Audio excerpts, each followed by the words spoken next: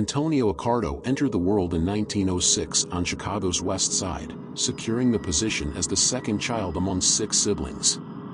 His parents, Francesco and Maria, had immigrated to America merely a year earlier.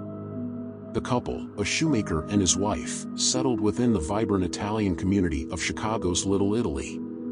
During his school years, Tony displayed little enthusiasm for academics, prompting his father to make a pivotal decision when Tony turned 14. With only a 6th grade education, Tony commenced his labor in the neighborhood, initially as a delivery boy and later as a grocery clerk. However, Tony harbored grand aspirations, none of which involved adhering strictly to the law. In 1920, the same year he departed from formal education, Prohibition took effect, prohibiting the manufacture and sale of alcohol nationwide, consequently birthing a lucrative new black market. In Tony's Little Italy neighborhood, the illicit production of liquor thrived, providing him with a new avenue for financial gain. Accardo transitioned into the role of a runner for several of these underground operations, distributing alcohol across Chicago as he matured. By 1922, at the age of 16, Tony became associated with a group of rugged individuals known as the Circus Cafe Gang, named after their favorite hangout spot. Within this circle, one member, Vincenzo D'Amora, also known as Machine Gun Jack McGurn, recognized Tony's potential. Initially involved in petty crimes like muggings and pickpocketing, Tony swiftly progressed to more serious offenses such as break-ins and armed robberies. Tony honed a skill that would serve him well throughout his life, one that would ultimately prove immensely profitable. He delved into the world of gambling, mastering the intricacies of various rackets, from betting on horses to managing pool rooms and wire rooms. However, it was his adeptness at the latter that became his piece de resistance. In 1926, McGurn elevated Accardo's status, appointing him as his personal bodyguard and driver, recognizing his reliability and capability. McGurn, too, ascended as a formidable figure, renowned for his ruthlessness as a hired assassin. He was enlisted as a hitman for none other than Scarface himself, Al Capone. Capone's criminal empire, famously dubbed the Outfit, amassed millions annually. Within Capone's operation, the circus gang held a distinct role. They were entrusted with managing the armaments and heavy weaponry for the Capone organization. It fell upon the circus gang to oversee the distribution of these weapons. Capone's domain primarily stretched across the South Side, but he cast his sights towards the lucrative speakeasies and bustling gambling dens to his north. With expansion came the inevitable emergence of new adversaries, prompting Capone to seek fresh hitmen. Turning to Machine Gun Jack for recommendations, the first name that rolled off Jack's tongue was Tony Accardo.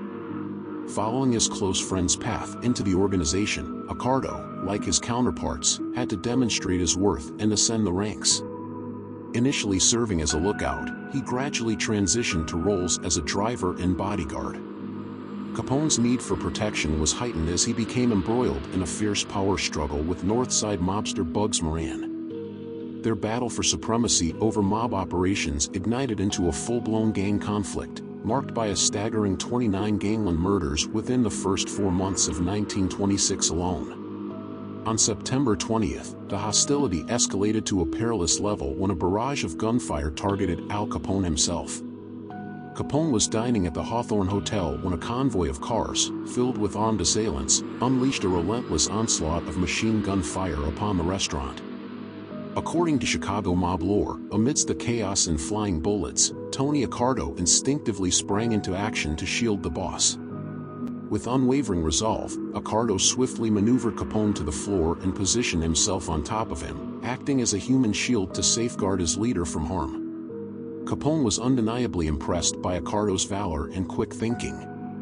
In 1928, Scarface entrusted Accardo with a significant mission, the elimination of mobster Frankie Yale. Capone harbored suspicions that Yale was the mastermind behind the assassination of one of his trusted associates, Tony Lombardo, who was gunned down in a daring daylight attack on the bustling streets of downtown Chicago. In the ranks of the hitmen was Tony Accardo, who located Frankie Yale amidst traffic and swiftly executed him using a Tommy gun. This ruthless act unequivocally demonstrated that Accardo was not only prepared to risk his life for the boss but was also willing to carry out hits for the outfit. It marked just the beginning of Accardo's involvement in such operations.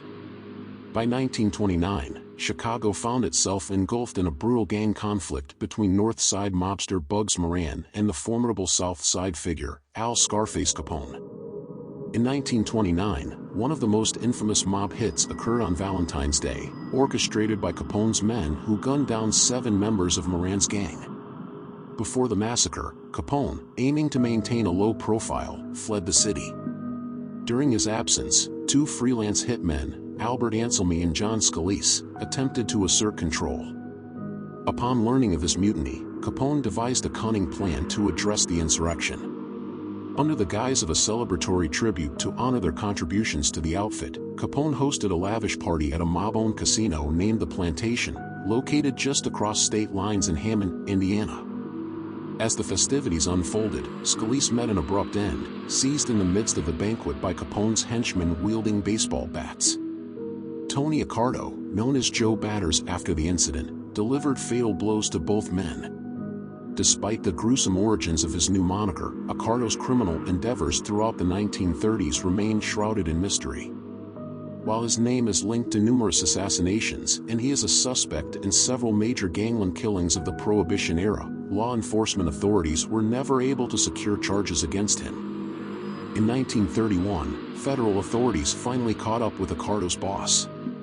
On October 18th of that year, Al Capone was convicted of tax evasion and sentenced to 11 years in federal prison. Capone's right-hand man, Frank Nitti, assumed leadership immediately. During a meeting with his top associates, the new boss appointed Tony Accardo as captain of his own street crew, entrusting him with the oversight of illegal gambling operations. Gambling became a crucial source of revenue, particularly following the repeal of Prohibition in late 1933. With the outfit's bootlegging income dwindling, Accardo aggressively expanded the organization's grip on the gambling scene. Any gambling establishment failing to contribute its share to the outfit could anticipate a visit from Accardo's enforcers. In 1934, while frequenting a downtown nightclub, Tony encountered Clarice Porter, a chorus girl hailing from a Polish immigrant family with a penchant for the spotlight, having worked in the vaudeville circuit in Chicago. The pair quickly formed a connection, and after a few months, 28-year-old Tony tied the knot with the 22-year-old blonde in Crown Point, Indiana, just beyond the outskirts of Chicago.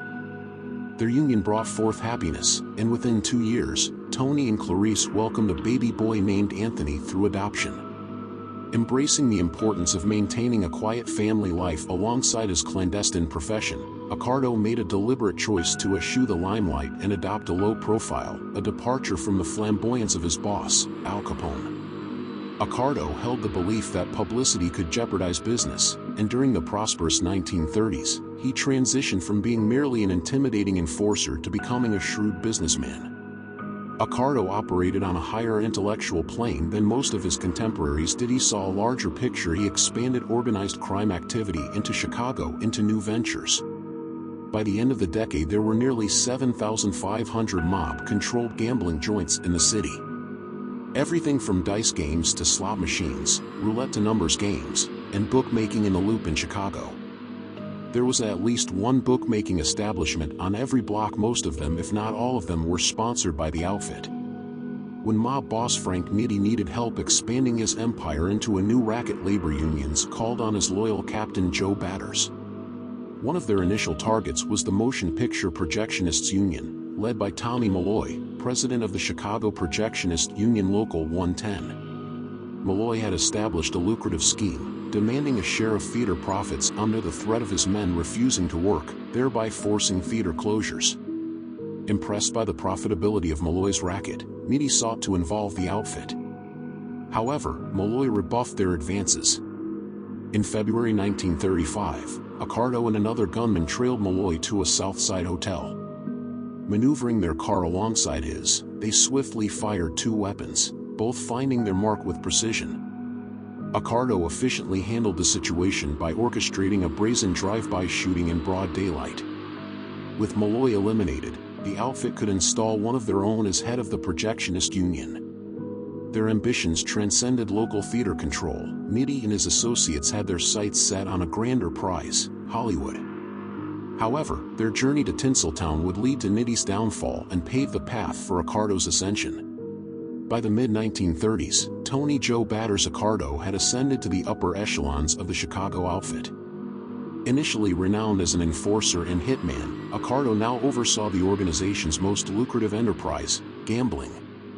Under mob boss Frank Nitti's direction, Accardo assumed control of all outfit-owned gambling establishments, overseeing a vast network spanning from downtown Chicago to its outskirts.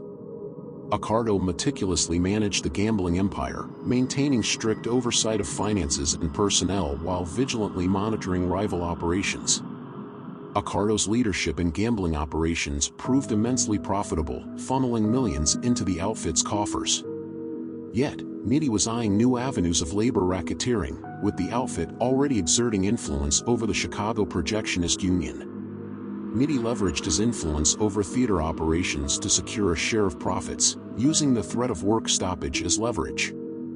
However, his appetite for wealth was insatiable. Recognizing the intricate mechanisms of profit-making, Nitti resolved to escalate his endeavors. He set his sights on a grander prize within the movie industry, infiltrating the International Alliance of Theatrical Stage Employees. This organization not only controlled the Projectionist Union but also wielded influence over unions crucial to movie production, such as stagehands, carpenters, and set designers. The mob-controlled unions demanded hefty payments from studio heads under the threat of production shutdowns. Consequently, major Hollywood studios found themselves reluctantly paying significant sums to the mob to maintain operations. For a time, it was a lucrative scheme, netting the outfit close to $2 million. However, the golden era was short-lived. In March 1943, federal authorities apprehended Frank Nitti, along with his underboss Paul Ricca and several associates, on charges of extortion. Surprisingly, Joe Batters remained unindicted, overseeing various affairs but maintaining distance from the Hollywood extortion schemes. Accardo had kept a low profile, concentrating on Chicago's gambling scene and his family life. By then, he and his wife Clarice had welcomed 2 daughters. However, the mob family faced turmoil. The day preceding the extortion indictments, Frank Nitti convened with top mobsters at his Riverside residence, including Paul Ricca and Tony Accardo. In a solemn meeting, the senior figures pressed Nitti to shoulder the blame for the collective, citing his previous prison stint for tax evasion. Facing the prospect of a lengthy sentence and declining health, Nitti found the idea of returning to prison unbearable. He implored his associates to stand united against the charges, but they refused, presenting him with a grim ultimatum: take responsibility or face an alternative solution. It marked the terminus for the mobster. He concluded that self-inflicted demise was the preferable outcome. On March 19, 1943, Frank Nitti walked onto some train tracks and put a bullet in his head. Following Nitti's demise, Paul Ricca ascended to the position of boss, with Accardo assuming the role of his second-in-command. In October, the highly anticipated Hollywood extortion trial commenced, resulting in the conviction of all 7 defendants, including the newly appointed leader, Paul Ricca, who received a 10-year sentence. This marked Ricca's opportunity to solidify his authority, and he was prepared to seize it. Despite over 15 years in the outfit, Joe Batters had adeptly navigated legal challenges, outlasting many of his counterparts. Now, on the cusp of 1943, Joe Batters stood poised to propel the Chicago outfit into uncharted territories, ushering in unprecedented financial success for the organization. While the brunt of the Chicago outfit's upper echelon found themselves incarcerated, implicated in the Hollywood extortion debacle, one individual remained unscathed: 37-year-old Tony Accardo. Steering clear of the Hollywood entanglement, Accardo retained his freedom, now assuming the mantle of leadership.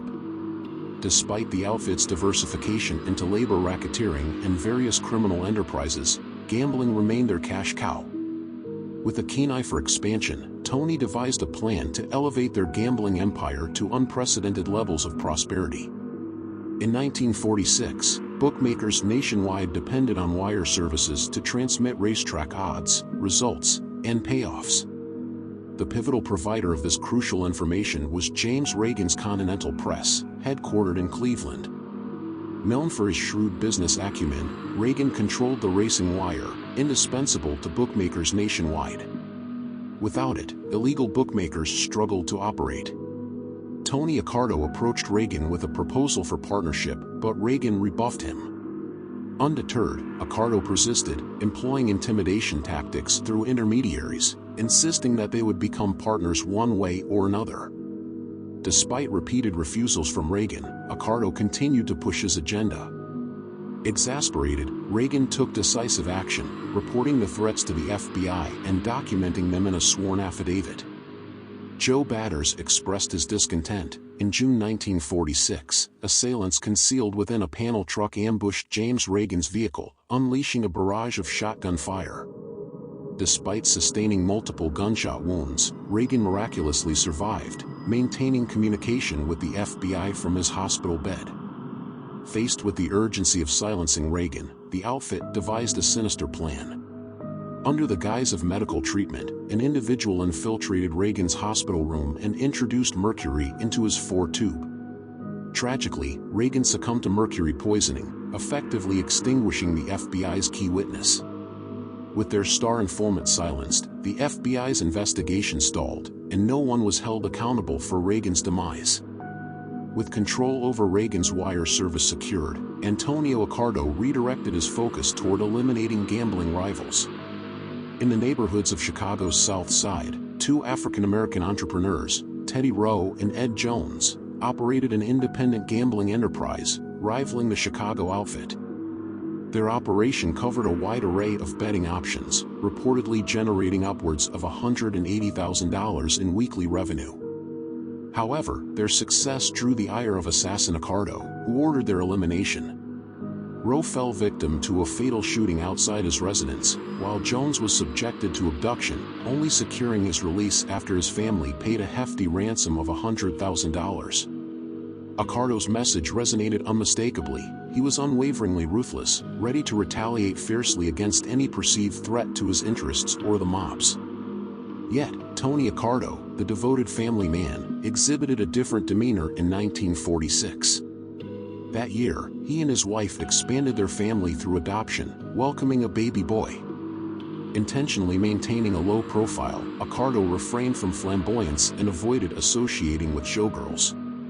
He remained steadfastly loyal to his wife Clarice, epitomizing the image of a committed family man with 4 children. While he indulged in his passion for golf and relished triumphs, particularly in California, Accardo's focus extended beyond his personal life. By 1947, as his family expanded, so did his mob enterprises. Accardo strategically expanded his gambling operations into Northwest Indiana, transforming the outfit into a structured, corporate-like entity. Assuming the role of chairman, he appointed lieutenants, a treasurer, and legal counsel, strategically positioning them across various cities and counties nationwide. This sophisticated organizational structure marked a stark evolution from the bootlegging days of the 1920s, reflecting the significant growth of mob corruption into racketeering, gambling, and union infiltration throughout the 1930s and 1940s. During the 1950s, the burgeoning expansion of organized crime fell under the intense scrutiny of the U.S. Senate, offering the public a rare glimpse into the underworld. Tony Accardo, long accustomed to avoiding public attention, suddenly found himself thrust into the national spotlight, facing a televised interrogation. By 1950, Accardo had firmly established himself as the paramount figure in the criminal realm, reigning over the Chicago outfit and orchestrating a sprawling illegal enterprise of unparalleled magnitude. While his authority was undisputed, Accardo's influence extended beyond Chicago, positioning him as arguably the most dominant figure in organized crime nationwide. Despite the formidable presence of multiple New York families, Accardo's leadership rendered the Chicago outfit a monolithic force. As the U.S. Senate delved into investigations of mob activities, Accardo stood prominently atop the list of witnesses, poised to face intense scrutiny. During the summer of 1950, Chicago emerged as the focal point of the Senate's inquiry into organized crime. Tony Accardo, aged 44, along with several of his associates, received summons to testify before a special committee led by Tennessee Senator Estes Kefauver. This committee traversed the nation, gathering testimony from hundreds of witnesses. Upon arriving in Chicago, they encountered a peculiar situation. The notorious gangsters had vanished, having presumably received advance notice of the committee's arrival. Accardo himself fled to Mexico, but after a 6-month standoff, he finally appeared before the committee, though his testimony revealed little, as he invoked his Fifth Amendment rights for most questions. Nonetheless, the Kefauver hearings yielded some insight, revealing the existence of two major organized crime factions, one in New York and the other, led by Accardo, in Chicago. Although the hearings elevated Accardo's public profile, he remained cautious with the press, recognizing the potential repercussions of drawing undue attention. Throughout the 1950s, Accardo's astute business acumen continued to reap substantial rewards. He possessed an innate ability to assess and manipulate people, discerning their strengths, weaknesses, and loyalty. With his amassed wealth, Accardo determined it was time to upgrade his residence to reflect his status as a mob boss. For years, the Accardos resided in a modest suburban home in River Forest, but Tony yearned for grander accommodations. His cardinal advice to his associates was to maintain a low profile, yet in 1956, Tony disregarded his own counsel and splurged on a luxurious property for $150,000, a princely sum by contemporary standards. Dubbed the Palace by Tony himself, the estate boasted 22 rooms, including opulent features like an indoor swimming pool, a bowling alley, and a lavish $10,000 black onyx bathtub. As the head of the outfit, Tony Accardo wielded influence over territories spanning Illinois, Indiana, and Wisconsin. In the 1950s, he sought to extend his reach further by venturing into Las Vegas. Unlike the contentious turf battles of Chicago, Las Vegas operated under a more peaceful atmosphere, even amidst the presence of the New York and Chicago mobs. Recognizing the city as an open market, Tony maneuvered to secure a secret stake in a nascent casino venture known as the Stardust, using his underlings as proxies for the investment, with funds sourced from various channels. Accardo's enterprise thrived on the infiltration of Chicago labor unions, granting them control over pension funds, a strategic asset for investing in Las Vegas using Teamster funds. The acquisition of properties like the Stardust and other casinos became highly lucrative, paving the way for skimming operations. When the Stardust opened its doors on July 2, 1958, it immediately drew crowds. Unlike its competitors, such as the Flamingo and the Riviera, which targeted high rollers, the Stardust offered affordable accommodations at just $5 a night. Positioned as a destination for the average gambler, the Stardust catered to those who favored nickel and dime slots, ensuring modest yet consistent returns. Profits flowed back to Chicago at an astonishing pace, thanks to the systematic skimming operations, far surpassing the outfit's ability to keep track of the influx. Accardo had tapped into an astounding reservoir of wealth, amassing millions of dollars annually. While not often hailed as visionary, his foresight regarding Vegas in 1957 was unparalleled. Following decades of monitoring mob activities, the U.S. Senate established a permanent investigative panel, known as the Records Committee, in 1958, triggering another round of hearings. Tony Accardo found himself summoned to Washington once again, mirroring his reticence from 7 years prior. Asserting his Fifth Amendment rights, Accardo declined to provide substantive answers, evading incrimination. He invoked this privilege a staggering 172 times. Despite nearly 4 decades in the underworld, Accardo had skillfully evaded prolonged scrutiny and remained out of the public eye. Yet, the government's interest in him persisted. By the late 1950s, Accardo's calculated venture into Las Vegas had yielded substantial dividends, with the Stardust Casino brimming with eager gamblers. However, heightened federal scrutiny prompted Accardo to contemplate a strategic pivot. In 1957, at the age of 51, Tony Accardo relinquished daily operations to his protege, a volatile mobster named Sam Giancana. Accardo, feeling the need for respite, indulged in his passion for travel and fishing. Financially secure, he could afford to take a hiatus, a luxury many in his line of work couldn't afford, often meeting their end in a pine box. While Accardo intended to maintain a guiding hand in operations as consigliere, he preferred to retreat into the shadows. Accardo believed he had evaded scrutiny until July 29, 1959, when the IRS indicted him for filing false tax returns. His tax filings falsely claimed he worked as a salesman for a brewing company, even deducting his car expenses. Despite decades of evasion, Accardo faced conviction for 3 counts of tax evasion, resulting in a 6-year prison sentence. Accardo's legal counsel pursued an appeal, alleging that adverse media coverage had biased the jury's perception. Their efforts secured a retrial, where Accardo's legal team approached the case with meticulous preparation, anticipating the challenges ahead. With no surprises this time, they effectively persuaded the jury that Accardo indeed engaged in salesmanship. On October 3, 1962, the jury in Accardo's retrial delivered a verdict of not guilty. The outcome was disappointing for those who had hoped for a conviction, and the extensive media coverage of Accardo's trials left other Chicago mobsters discontented. Consequently, Accardo resolved to further diminish his public presence. In 1963, Tony Accardo constructed and relocated to this residence, partly in response to internal organizational pressure stemming from concerns about his lavish lifestyle. Meanwhile, Accardo's second-in-command, Sam Giancana, exhibited a starkly contrasting demeanor. Giancana was known for his flamboyance and ostentation, relishing the allure and attention that came with his lifestyle. In 1965, Giancana faced a subpoena to testify before a grand jury but refused, resulting in a contempt citation and a year-long jail sentence. Upon his release, the outfit hesitated to reintegrate him due to the unwanted public and law enforcement scrutiny attracted by his behavior. Recognizing the detrimental impact of such attention on their operations, Accardo exiled Giancana to Mexico, where he established new gambling ventures. However, Giancana failed to remit any profits to Chicago, angering the bosses. In 1974, the Mexican government deported Giancana, upon which his attempts to reassert his mob ties upon returning to the U.S. were rebuffed by Accardo.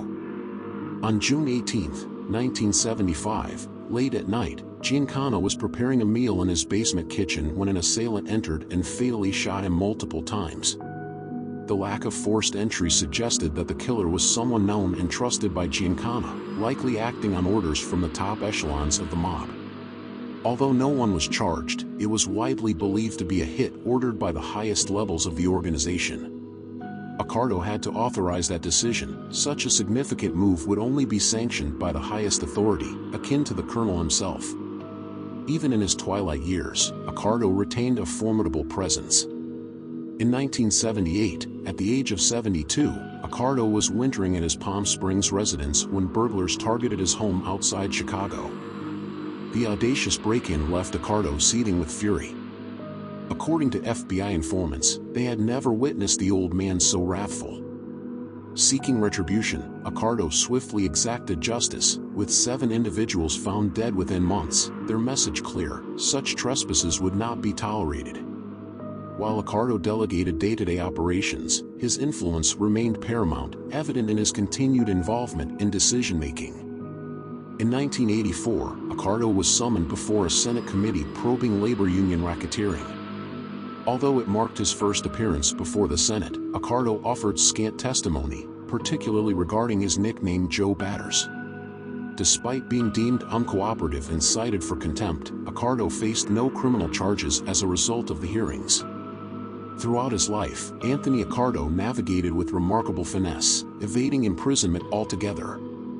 By 1992, the majority of Tony's peers had either perished or were serving extensive prison sentences. Tony himself had battled heart disease, and when news spread of his grave condition, it sparked a vigil at the hospital. On May 27, 1992, at the age of 86, Tony Accardo was removed from life support, succumbing to congestive heart failure. His passing marked the conclusion of an era defined by figures like Capone. As the CEO of an organization fraught with individuals skilled in violence and vice, Accardo's ability to command respect without fear of rebellion was unparalleled. Throughout his reign, none dared challenge him, a testament to his strategic prowess. While pondering his potential had he chosen a different path, it's remarkable that Accardo, despite his criminal pursuits, never faced imprisonment or assassination attempts. As the leader of America's most formidable mob, his legacy remained unmatched.